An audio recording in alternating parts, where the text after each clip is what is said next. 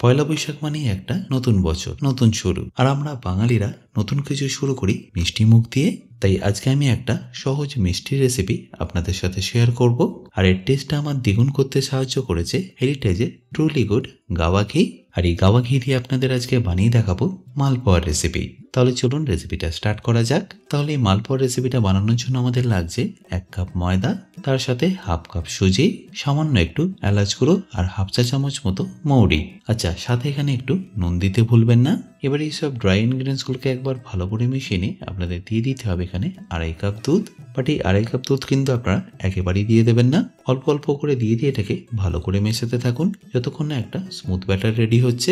আচ্ছা, এখানে আমি অল্প একটু চিনিও ব্যবহার করলাম যাতে এর কালারটা ভালো আসে ভাজার সময়। এবার ব্যাটারটা রেডি হয়ে গেলে আমি এটাকে সাইডে রেখে দেবো মিনিমাম 15 মিনিট রেস্টিং এর জন্য।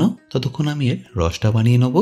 আর তার জন্য আমি এখানে একটা কড়াইয়ের মধ্যে নিয়ে নিচ্ছি সমান অনুপাতে চিনি আর জল। তারপরে একবার ভালো করে ফুটে গেলে দিয়ে দিন এখানে এলাচ আর কেশর। তারপর একটু ঘন হয়ে আসলে এটাকে সাইডে রেখে দিচ্ছি পরে ব্যবহার করার জন্য। এরপর মালপোয়াগুলো ভাজার জন্য আমি এখানে নিয়ে নিচ্ছি হেরিটেজের ট্রুলি গুড গাওয়া ঘি। এই ঘিয়ের পিওরিটি এর গন্ধতেই বোঝা যায়। আর এরপর ঘিটা কড়াইতে ঢেলে নিয়ে আমি একে একে মালপোয়াগুলোকে ভেজে নেবো। আর যে চিনির রসটাকে সাইডে রেখেছিলাম সেটাকে আবার একটু গরম করে নিয়ে অল্প একটু গোলাপ জল দিয়ে ভেজে নেওয়া মালপোয়াগুলোকে দিয়ে দেবো।